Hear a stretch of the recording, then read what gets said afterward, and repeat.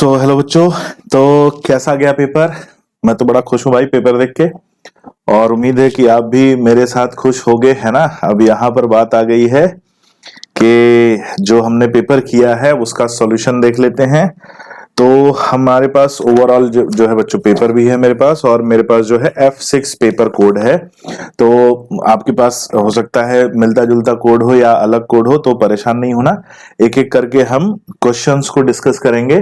तो इसमें जो बायोलॉजी वाला पोर्शन था उसमें जूलॉजी और बॉटनी दोनों था, तो बिना टाइम वेस्ट करते हुए हम लोग जो है शुरू करते हैं। लेकिन मैंने क्या किया, इसमें से फिल्टर कर लिया। तो फिल्टर कैसे किया है, क्योंकि कुछ जूलॉजी के क्वेश्चन बॉटनी वाले पोर्शन में भी हैं, और कुछ बॉटनी के क्वेश्चन मतलब क्वेश्चन जो है जूलॉजी वाले पोर्शन में भी हैं। तो अपने को टेंशन नहीं लेना। अपने को क्या करना है, अपने को जो है दोनों को देखेंगे, है ना। और जो जूलॉजी के क्वेश्चन जो बॉटनी में है उनको भी देखेंगे, और जो बॉटनी के क्वेश्चन जो है जूलॉजी में है उनको भी देखेंगे, ठीक है। तो एक एक करके शुरू करते हैं, और शुरू हम करेंगे कहाँ से? शुरू करेंगे क्वेश्चन नंबर 101 का, जो पेज है पेज नंबर 25 आई थिंक, है ना, पेज नंबर 25, ठीक है। चलो पेज नंबर 25 पे आ गए हो। यहाँ पर एक एक करके देखते हैं। तो जूलॉजी का जो पहला क्वेश्चन है वो आता है किसमें? क्वेश्चन नंबर 102 आता है, और 102 हमें मिलता है। क्या क्वेश्चन है देखो यहाँ पे, among the Abel quartet which one is considered as most important cause driving extinction of species? extinction of species के लिए बायोडाइवर्सिटी इन कंजर्वेशन से क्वेश्चन है। एक्सटिंक्शन ऑफ स्पीशीज को लेकर क्वेश्चन है, ठीक है। और एक्सटिंक्शन ऑफ स्पीशीज में ये सबसे पहले आ जाता है हैबिटेट लॉस एंड फ्रेगमेंटेशन। सबसे ज्यादा अफेक्ट करने वाला फैक्टर यही है, हैबिटेट लॉस एंड फ्रेगमेंटेशन, ठीक है। जूलॉजी के अगले क्वेश्चन पे आते हैं। तो जूलॉजी का अगला क्वेश्चन हमें मिलता है क्वेश्चन नंबर 110, ठीक है। 110, ठीक है। 110 क्या कह रहा है देखो, during the purification process the recombinant DNA technology addition of chilled ethanol precipitate out. तो अगर हम डीएनए रिकॉम्बिनेंट डीएनए टेक्नोलॉजी में हम प्यूरिफिकेशन कर रहे हैं, और उसमें अगर हम चिल्ड इथेनॉल डालते हैं, तो चिल्ड इथेनॉल किसको बाहर कर देता है? प्रेसिपिटेट को। डीएनए के ही प्रेसिपिटेट को बाहर करता है, ठीक है। तो इसमें आंसर आ गया 110 का फर्स्ट आंसर आ गया, ठीक है। नेक्स्ट जूलॉजी के क्वेश्चन पे आते हैं। अभी मैं बॉटनी सेक्शन में जो जूलॉजी के क्वेश्चन है उनकी बात कर रहा हूं। तो नेक्स्ट मैं अपने जो नोट्स है उसमें देख लूं, और यहाँ पर आ जाता है क्वेश्चन नंबर 126, ठीक है। 126, ठीक है। 126 देखो, cellulose does not form blue colour with iodine. तो सेलुलोज जो है वो फाइबर्स उसके पैरेलल होते हैं, और वो पैरेलल होने की वजह से नेटवर्क लाइक या हेलिकल स्ट्रक्चर नहीं बनाता, जो कि जो है स्टार्च बनाता है। और स्टार्च बनाता है इसलिए वो आयोडीन टेस्ट देता है, ठीक है। तो यहाँ पर आ गया कि स्टार्च का हेलिकल स्ट्रक्चर है, और इसलिए वो आयोडीन टेस्ट देता है, और सेलुलोज जो है वो आयोडीन टेस्ट नहीं देता, ठीक है। ये आ गया 126 का। नेक्स्ट क्वेश्चन पे आते हैं। तो 130, ठीक है। 130, और आप इसको देख लेना।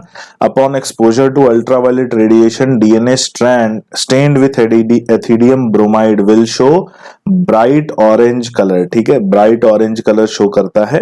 क्वेश्चन नंबर 131 पे आ जाओ। अभी हम केवल आंसर जो है डिस्कस कर रहे हैं, डिटेल डिस्क्रिप्शन एनालिसिस वगैरह हम लोग अभी उसमें टाइम लगेगा, वो मैं आपको एक दिन बाद करके दूंगा, ठीक है। तो the historic convention of biodiversity earth submit हुआ था रियो डे जेनेरियो में। बायोडाइवर्सिटी एंड कंजर्वेशन इन 1992 में हुआ था, ठीक है। और फिर 131 के बाद आ जाओ। आप सब लोग अपने अपने पेपर लेकर बैठना, ठीक है। अपने पेपर के बाद उसमें हम लोग बात करेंगे क्वेश्चन नंबर 140 की। क्वेश्चन नंबर 140 देखो, क्वेश्चन नंबर 140 आ गया है ऑर्गेनिज्म एंड पॉपुलेशन से, और इसमें बात हो रही है इंटरेक्शन की बात हो रही है। चार ऑप्शंस यहाँ पर दिए हैं। गॉस एक्सक्लूजन प्रिंसिपल की बात हो रही है। तो क्या बोला जा रहा है देखो, गॉस कॉम्पिटिटिव एक्सक्लूजन प्रिंसिपल, जब दो क्लोजली रिलेटेड स्पीशीज एक साथ रहती हैं और सेम रिसोर्सेज के लिए कॉम्पीट करती हैं और को एग्जिस्ट नहीं कर सकते, ठीक है। तो उनमें क्या होता है, जो सुपीरियर होती है वो इंफीरियर स्पीशीज को क्या करती है, वहां से रिमूव कर देती है, ठीक है। तो ये बात तो भाई सही है, पहला स्टेटमेंट, ठीक है, पहला स्टेटमेंट जो है सही हो जाएगा, ठीक है। अगला आते हैं, in general carnivores are more adversely affected by competition than herbivores. ये बात गलत है, हर्बीवोर्स आर मोर अफेक्टेड होते हैं कार्निवोर से, ठीक है। सीधा सीधा एनसीईआरटी की लाइन है, इसी कंपटीशन की ही बात कर रहा है। तो यहाँ पे क्या आ जाता है आंसर, यहाँ पे आंसर आ जाता है statement 1 is correct but statement second is false, ठीक है। तो इसमें सेकंड ऑप्शन आ जाएगा। ये क्वेश्चन नंबर 140। अगले क्वेश्चन पे आते हैं। अगला क्वेश्चन है क्वेश्चन नंबर 144 मेरे पास जो लिस्ट है, और 144 पे अगर हम मैच करेंगे, सीधी सी बात, एमेंसिलिज्म, इसमें तेरा घाटा मेरा कुछ नहीं जाता, ठीक है। तो तेरा घाटा हो गया एमेंसिलिज्म। एमेंसिलिज्म में नेगेटिव और जीरो एक ही जगह मिल रहा है, कहां पे, आंसर 4 में, आंसर आ गया 4, ठीक है, 144 का।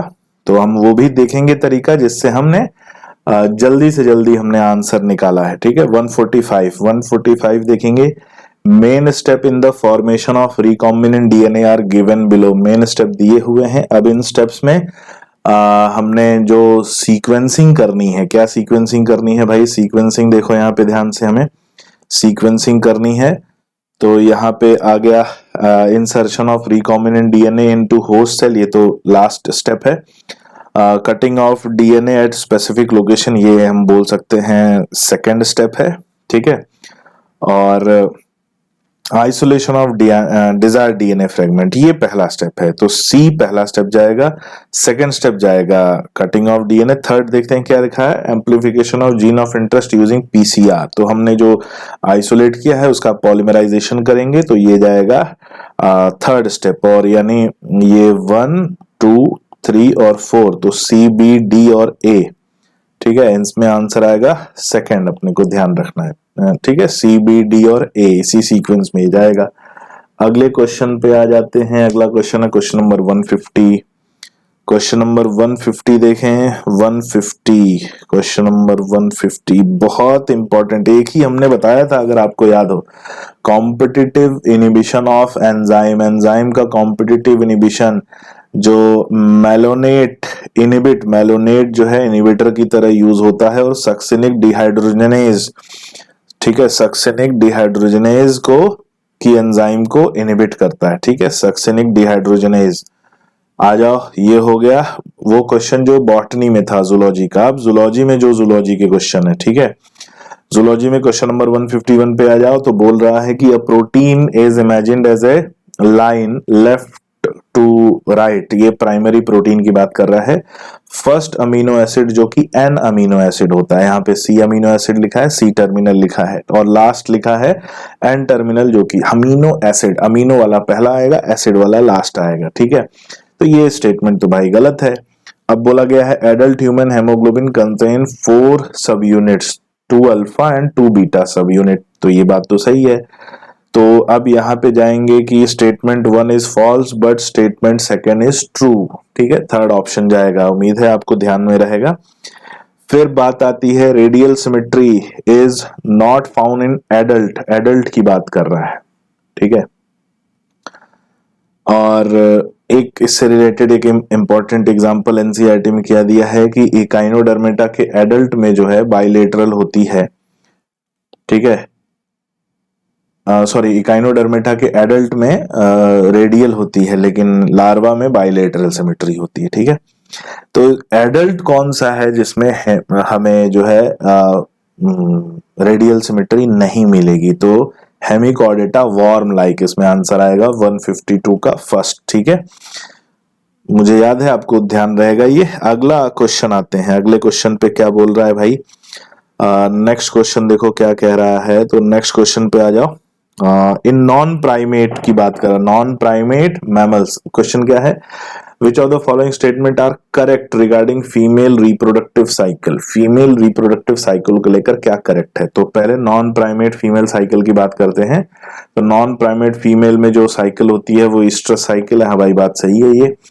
First menstrual cycle begin at puberty and call as menopause, ये बात गलत है, मीनार्च कहा जाता है। Lack of menstruation may be indicative of pregnancy, में भी, हाँ हो सकता है, और भी रीजन है जिसमें से एक रीजन ये है, ठीक है। और cyclic menstruation extend between menarche and menopause, तो ये मीनार्च और मीनोपॉज के बीच में पाया जाता है। तो ए, सी और डी आंसर आ गया थर्ड, ठीक है, ए, सी और डी आंसर आ गया थर्ड। क्वेश्चन नंबर 153 का। क्वेश्चन नंबर 154 को देखते हैं। 154 क्या कह रहा है? एक्सक्रीशन से रिलेटेड है, नेफ्रॉन से रिलेटेड है। Nephron are of two type, दो तरह के नेफ्रॉन है, कॉर्टिकल और जक्स्टामेडुलरी, और based on their relative position in cortex and medulla, ये बात सही है। अब बोला गया कि जक्स्टामेडुलरी हैव शॉर्ट, शॉर्ट नहीं होगा, यहाँ पे लॉन्ग होगा, long loop of Henle. Cortical nephron has longer, नहीं शॉर्ट लूप ऑफ हेनले, तो ये स्टेटमेंट तो गलत है, असर्शन सही है। अब देखो, assertion is true but reason is false, assertion is true but reason is false, answer आ गया इसका सेकंड, ठीक है। मुझे उम्मीद है यही आंसर है इसका, assertion is true but reason मतलब R is false, ठीक है। क्वेश्चन आते हैं अगला, ये हो गया क्वेश्चन नंबर 154। आप अपने आंसर अपने पेपर में आप लोग देख लेना। 155 पे आते हैं। 155 में अगर हम फोविया सेंट्रलिस की बात करें, fovea centralis iris blind spot sclera, blind spot में जाता है कि पॉइंट वेयर ऑप्टिक नर्व जहां से ओरिजिनेट होती है, तो सी का आ गया 4 और आंसर आ गया 4, ठीक है, सी का 4 तो आंसर आ गया 4। अपने को आंसर निकालना, अभी मैं केवल वो पॉइंट बता रहा हूं, ठीक है। तो एक वो पॉइंट जिससे पूरा करेक्ट आंसर आ जा रहा है। आगे देखते हैं, ये बॉटनी का क्वेश्चन है, क्वेश्चन नंबर 150। फिर इधर भी बॉटनी का क्वेश्चन है। आते हैं 158 पे। 158 P wave, P match the list. आप अपनी ओएमआर अपने पेपर में देख लो ना, वहां पर क्वेश्चन सीक्वेंस अलग होगा। पी वेव बोल रहा है, पी वेव होता है डीपोलराइजेशन ऑफ एट्रिया, तो डीपोलराइजेशन ऑफ एट्रिया हो जाएगा ए, तो ए का 3 आंसर आ गया पहला, ठीक है, मतलब 4 आंसर आ गया, ए का 3 यही मिल रहा है, ठीक है। और भी आप मैच कर लो, मैंने मैच कर लिया, इसलिए वो शॉर्ट तरीका जिससे आंसर हम निकाले हैं उसकी हम बात कर रहे हैं। 158 पे आ जाओ, हो गया 158। अगले क्वेश्चन पे आते हैं 159। हाँ, ये बड़ा एक इम्पोर्टेंट है, रिप्रोडक्टिव हेल्थ में सीधा स्टेटमेंट है, ब्रह्मास्त्र उठाकर देख लेना, ठीक है, एनसीईआरटी उठाकर देख लेना। तो सीधा क्वेश्चन है कि इनमें से कौन सी डिजीज को कंप्लीटली क्योर नहीं किया जा सकता, तो हेपेटाइटिस बी, जेनाइटल हर्पीज और एचआईवी इन्फेक्शन, ठीक है। तो आंसर जाएगा इसमें, अब ये है कि कैन बी क्यूरेबल, अब क्वेश्चन क्या दिया है, कंप्लीटली क्यूरेबल अगर उसका अर्ली टाइम पे डिटेक्शन हो जाए, तो गोनोरिया आंसर है, ठीक है, आंसर है गोनोरिया ए। और क्वेश्चन नंबर 160 पे आते हैं। 160 सीधे आंसर आएगा ऑक्जेंटिक सेल, जिसे हम पेराइटल सेल भी कहते हैं, HCl का, और किसका सिक्रीशन करता है, कासल इंट्रिंसिक फैक्टर का, तो सी का 4 हमें एक ही जगह पर मिल रहा है सेकंड ऑप्शन में, ठीक है, सी का 4 एक से आंसर आ जाएगा। इस बार ऐसे क्वेश्चन जो है ना बड़े सीधे मिले हैं, मतलब जहां पे सीधा सीधा क्वेश्चन आया है, ठीक है, तो ऐसे बड़े मिले हैं, इसलिए अपने को ध्यान रखना है। आगे बढ़ते हैं, आगे क्या बढ़ रहा है, आगे पूछा जा रहा है, ध्यान से देखो पूछा क्या जा रहा है। Endometrium is necessary for implantation of blastocyst, हाँ भाई सही है। अगला क्वेश्चन नंबर 161 का असर्शन, तो in the absence of fertilization corpus luteum degenerate that causes disintegration of endometrium. अब बोला जा रहा है कि भाई कॉर्पस ल्यूटियम डीजनरेट होता है, जिससे हार्मोन लेवल डाउन होता है, और उसकी वजह से क्या है, एंडोमेट्रियम डीजनरेट करती है, तो ये भी बात सही है। अब पूछा जा रहा है कि ये दो स्टेटमेंट सही है, ठीक है।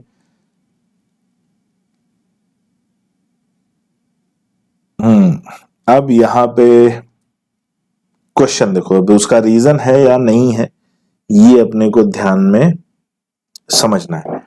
Endometrium is necessary for blastocyst, ये बात सही है, बिकॉज ये बात नहीं है कि भाई ब्लास्टोसिस्ट को अटैच करने के लिए ये जो है सुटेबल साइट प्रोवाइड करेगा या ब्लास्टोसिस्ट के अटैचमेंट के बाद न्यूट्रिशन प्रोवाइड करेगा, तो ऐसा कुछ नहीं लिखा हुआ है। तो ये उसका दोनों स्टेटमेंट सही है, लेकिन उसका एक्सप्लेनेशन नहीं है, और मेरे ख्याल से इसका आंसर होना चाहिए 1। ठीक है, बाकी जब उनकी शीट आएगी तो उसके हिसाब से डिस्कशन करेंगे, लेकिन मेरा ओपिनियन जो है कि फर्स्ट आंसर जाना चाहिए, क्योंकि उसका एक्सप्लेनेशन करेक्ट नहीं है। ठीक है ना, एक्सप्लेनेशन करेक्ट नहीं है। अब यहाँ पे विच of the following is not a cloning vector, याद होगा हम लोग क्लास में भी जो रिवीजन कर रहे थे तो एनसीईआरटी में तो केवल पीबीआर 322 की बात की है, लेकिन हमने आपको 3 नाम और बताए थे, कॉस्मिड बताया था, यैक बताया था, बैक बताया था, तो ये तीनों होते हैं और प्रोब नहीं होता, इसलिए आंसर आ जाता है प्रोब। ठीक है, आगे आते हैं, टीनिया प्लेटीहेलमिंथीज फ्लेम सेल्स पाया जाता है, ए का 3 आंसर आ गया 4। ऐसा सीधा सीधा, ज्यादा कुछ दिमाग लगाना नहीं है ना, अपने पास है नहीं तो ज्यादा लगाना नहीं। लिगामेंट और टेंडन और लिगामेंट आर डेंस इरेगुलर, नहीं भाई, रेगुलर कनेक्टिव टिश्यू होते हैं, तो ये हो गया गलत। Cartilage is dense regular tissue, ये भी गलत है, तो both the statement are false, both the statement are false, यानी आंसर आ गया 1। ठीक है, उम्मीद है कर लोगे। आगे क्वेश्चन आते हैं, ये इधर बॉटनी के क्वेश्चन ही दिए हुए हैं, और अगला जूलॉजी का क्वेश्चन 169। ठीक है, 169 पे आ जाओ। हाँ, अब 169 क्या कह रहा है, once the undigested and unabsorbed substance enter the caecum. ठीक है, अब सीकम में एंटर कर रहा है, कहां से एंटर कर रहा है, याद करो, स्मॉल इंटेस्टाइन से, डोडेनम, जेजुनम, इलियम, इलियम के बाद सीकम, तो इलियम से सीकम, इनके बीच में वॉल्व, इलियोसीकल वॉल्व, बैकफ्लो को प्रिवेंट करता है, पहला आंसर। ठीक है, इलियोसीकल valve. Which of the following technique does not serve the purpose of early diagnosis for disease early treatment? तो भाई हमें अर्ली ट्रीटमेंट के लिए हम सीरम और यूरिन एनालिसिस नहीं कर सकते, क्योंकि ये बीमारी होने के बाद इनसे डिटेक्शन होता है। ठीक है, सीरम ये ट्रेडिशनल कन्वेंशनल मेथड है, तो इसलिए आंसर आएगा सीरम एंड यूरिन एनालिसिस। फिर देखें, low temperature preserve the enzyme in a temporarily inactive state, whereas high temperature destroy protein जो है वो डिस्ट्रॉय कर देता है, बात सही है, इसमें डीनेचुरेशन हो जाता है हीट होने से। When the inhibitor closely resemble the substrate in its molecular structure and inhibit the activity of the enzyme, it is known as competitive inhibitor, ये भी बात सही है।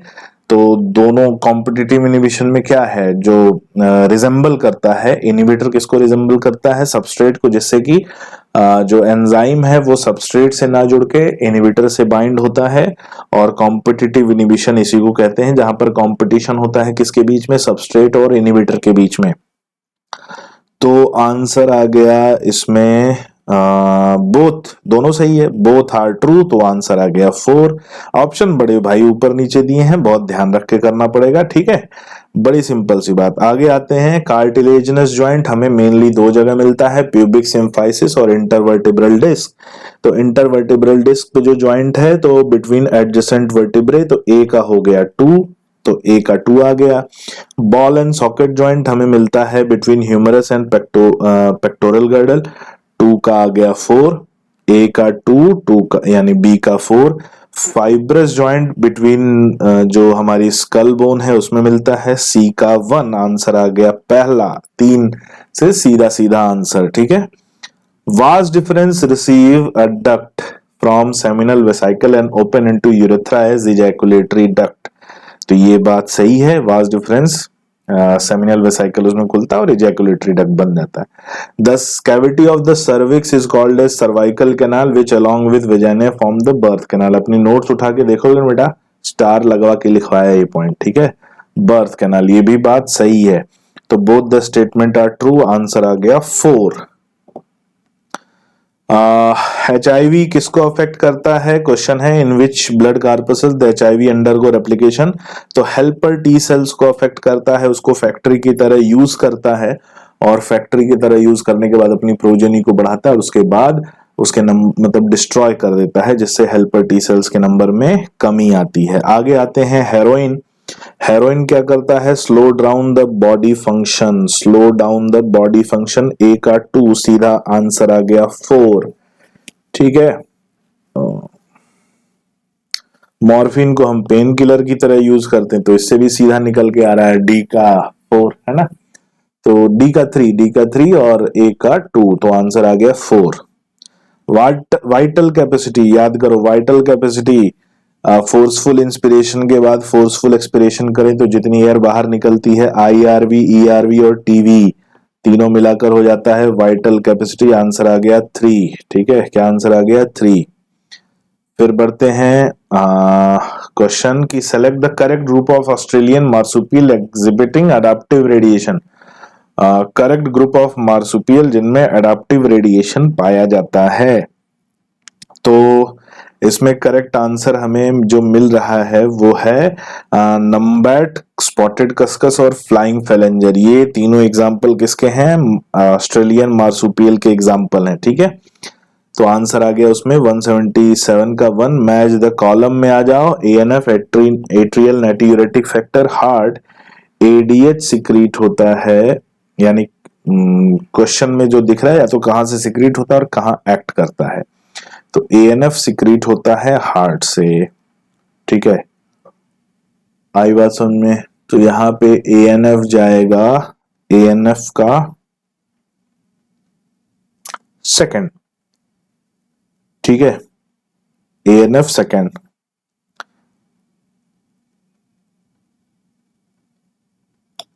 सी का सेकंड आ गया 4th।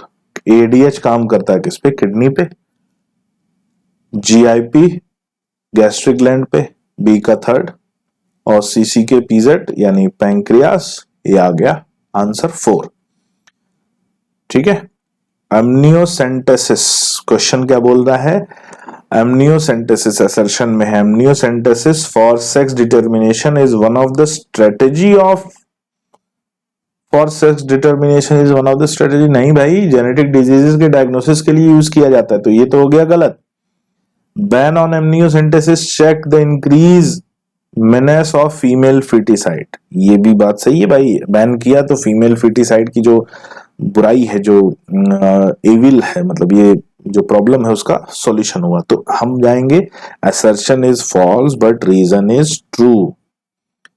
Assertion A is false but R is true. Answer आ गया 3। ठीक है, समझ में आ रहा है बच्चों? एकदम। क्वेश्चन आ जाते हैं, हाँ क्वेश्चन आ जाते हैं 181 पे। वैसेक्टोमी, वैसेक्टोमी जो है सर्जिकल मेथड है। ए का 3। कॉइटस इंटरप्ट्स नेचुरल मेथड है। बी का 4, ए का 3 और बी का 4। आंसर आ गया 1। ठीक है, और भी मैच कर लेना, ये आंसर है। ठीक है, और ये बात हो गई किसकी? बॉटनी की। ठीक है, बॉटनी, बॉटनी, हाँ 184 पे आ जाओ। 184 रिंग वॉर्म, रिंग वॉर्म याद करो, एपिडर्मोफाइटोन, ट्राइकोफाइटोन और माइक्रोस्पोरम। तो ए का हो गया 3। ए का 3 फाइलेरियासिस, वुचेरिया, ब्रैंकोफ्टी। बी, ए का 2, बी का 3। ए का 2, बी का 3। ठीक है, मलेरिया, प्लाज्मोडियम वाइवैक्स। सी का 4। ए का 2, बी का 3, सी का 4। आंसर आ गया 4। ठीक है, a leopard and lion grassland में है, तो वो भाई सेम फूड रिसोर्स है, मिलती जुलती स्पीशीज है, कंपटीशन होगा इनके बीच में। कुकू बर्ड जो है ब्रूड पैरासिटिज्म, फंजाई हो गया म्यूचुअलिज्म और कैटल एरगट कमेंसलिज्म। तो जो है वही ए का 2, बी का 3, ए का 1, बी का 2, सी का 3 और डी का 4। आंसर आ गया 4। ठीक है, जरा सा दिमाग नहीं लगाना है ही नहीं तुम्हारे पास। अब बोला गया basophil is the most abundant cell of total भाई, सबसे कम पाई जाती है, less than 1%। Basophil secrete serotonin, histamine and heparin, बात सही है। Basophil is involved in inflammatory response, बात सही है। Basophil have kidney shape nucleus, ये नहीं होता। इनडिस्टिंक्टली बाइलोब न्यूक्लियस होता है। बेसोफिल आर ए ग्रेनुलोसाइट, नहीं ग्रेनुलोसाइट है। तो बीएनसी आंसर आ गया सेकंड। मैच द कॉलम पे आ जाओ। मैच द कॉलम, बहुत बढ़िया, ध्यान से सुनो। मास्ट सेल्स कहाँ मिलती हैं? एरियोलर टिश्यू में। तो ए का 2। Inner surface of bronchiole, inner surface of bronchiole हमें मिलेगा सिलिएटेड एपिथेलियम, बी का 1, ए का 2, बी का 1, ए का 2, बी का 1, आंसर आ गया सेकंड बच्चों। ठीक है। ब्लड जो है स्पेशलाइज कनेक्टिव टिश्यू है, सी का 4 फ्लूइड कनेक्टिव टिश्यू है। ठीक है। Tubular part of nephron cuboidal epithelium है, एकदम आंसर आ रहा है। तो 187 का सेकंड। फिर आ जाओ कॉकरोच में एक्सक्रीशन के लिए मेन होते हैं कौन? मालपीजियन ट्यूब्यूल, लेकिन इसके अलावा यूरिकोज ग्लैंड, सीधे ब्रह्मास्त्र में लाइन लिखी हुई है। ठीक है। यूरिकोज ग्लैंड, नेफ्रोसाइट्स, नोट्स में बिठाओ स्टार लगा के लिखा है, uricose gland, nephrocytes, fat bodies. तो आ गया बी, सी और डी सेकंड, 189। ठीक है। 190 बॉटनी आ जाओ इधर। हाँ, ये क्वेश्चन 191 का जो क्वेश्चन है एनिमल किंगडम से, ये थोड़ा सा हम लोग सेलेक्टिव पॉइंट ऑफ व्यू पे जाएंगे। सेलेक्टिव पॉइंट ऑफ व्यू कैसे भाई? सेलेक्टिव पॉइंट ऑफ व्यू में बोल रहा है कि इनमें से कौन सा character with reference to chordate सही है, कॉर्डेट के रेफरेंस में सही है। तो कॉर्डेट के रेफरेंस में अगर हम देखें तो मिड डॉर्सल सॉलिड नहीं होता, डबल नर्व डबल नहीं होती, हॉलो होती है, और ये पूरी तरह से जो है सही नहीं है। तो मैक्सिमम चीज इसमें गलत है, तो ये गलत हो जाएगा, पहला गलत। Presence of close circulatory system, हाँ सब में तो नहीं है, लेकिन है, मतलब बोल सकते हैं ये सही है, कोई दिक्कत नहीं है। ठीक है। प्रेजेंस ऑफ क्लोज सर्कुलेटरी, क्योंकि 3 हमने मालूम है, आर्थ्रोपोडा, मोलस्का, हेमिकॉर्डेटा, 3 में जो है ओपन है और कॉर्डेटा में क्लोज्ड है। तो ठीक है, presence of close circulatory system B जाएगा। Presence of paired pharyngeal gill slits, हालांकि पेयर्ड सभी में नहीं होते, बट साइक्लोस्टोम्स में एक एग्जांपल छोड़ दो, साइक्लोस्टोम्स में। ठीक है। तो एक बस है वो है जिनमें पेयर्ड नहीं है, बाकी में तो हम इसको मान लेते हैं, कोई दिक्कत नहीं, सही है ये आंसर। डॉर्सल हार्ट नहीं होता, वेंट्रल होता है, और स्यूडोसिलोमेट नहीं होते हैं। तो आंसर आ गया B and C only. Correct है आंसर 1। ठीक है, एकदम 1 आंसर करेक्ट है।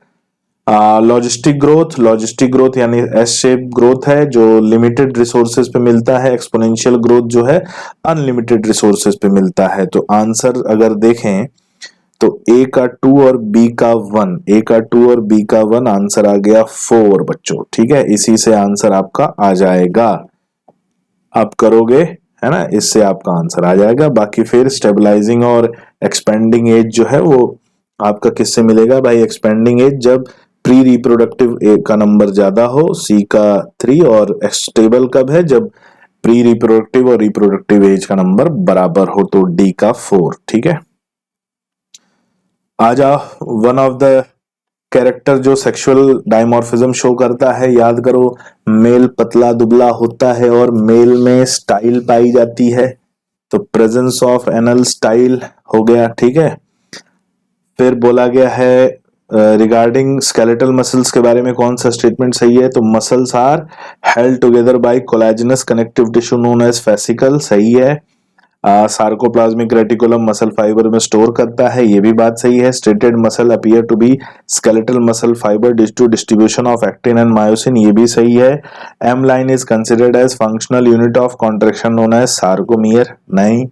2 जेड लाइन के बीच का जो पार्ट है वो सार्कोमियर है, तो ये गलत है। तो A, B and C only, answer आ गया 4। तो unique character of mammalian, unique character mammalian का अगर हम बात करें तो कौन सा ऐसा कैरेक्टर जो मैमेलियन में मिलता है? तो भाई मेमोरी ग्लैंड, हेयर्स और पिन्ना। ठीक है, ये फर्स्ट हमें मिलता है यूनिक कैरेक्टर किसका? मैमल्स का। आगे बढ़ते हैं, आगे बात करेंगे which of the following is not an advantageous for in breeding, तो ये बॉटनी का क्वेश्चन है। आगे देखते हैं, part of human brain that help in regulation of sexual behaviour, expression, excitement, pleasure, rage. तो ये हमें कुछ कुछ मिल रहा है किसका? लिम्बिक सिस्टम की, कहीं ना कहीं ये बात कर रहा है। ठीक है, लिम्बिक सिस्टम और हाइपोथैलेमस की बात कर रहा है। आगे बढ़ते हैं, excessive loss of body fluid from the body switch on osmoreceptor, तो ये गलत हो जाएगा, ठीक है। फिर ADH facilitate water reabsorption to prevent diuresis, ये सही है। एएनएफ कॉजेज वैसोडाइलेशन, ये भी सही है। ANF causes increase of blood pressure, sorry ADH causes increase of blood pressure, तो एडीएच का ब्लड प्रेशर पे एज सच हाँ रीजन हो सकता है, वैसो कॉन्स्ट्रिक्शन है तो इनडायरेक्टली हो सकता है बढ़ाए, तो अपने को ये जा सकता है, ठीक है। तो आंसर देखो, अगर ए गलत है तो ए वाला हट जाएगा और ये भी हट जाएगा, ठीक है। ADH is responsible for decreasing GFR,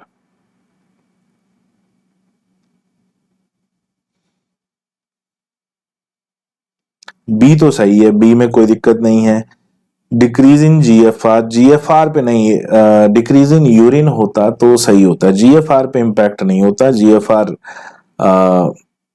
as it is होता है और जो रीएब्जॉर्प्शन उसको बढ़ाता है। तो आंसर जाएगा मेरे हिसाब से बच्चों बी, सी और डी, बी सी और डी आंसर आएगा फर्स्ट, ठीक है। इसमें इसको हमने एलिमिनेशन से किया है कि question number 200, which of the following is not the control of thyroid hormone. Thyroid hormone भाई वाटर इलेक्ट्रोलाइट बैलेंस करता है, regulation of BMR, normal rhythm of sleep awake cycle, development of immune system, support RBC formation, इसको तो बढ़ाता है।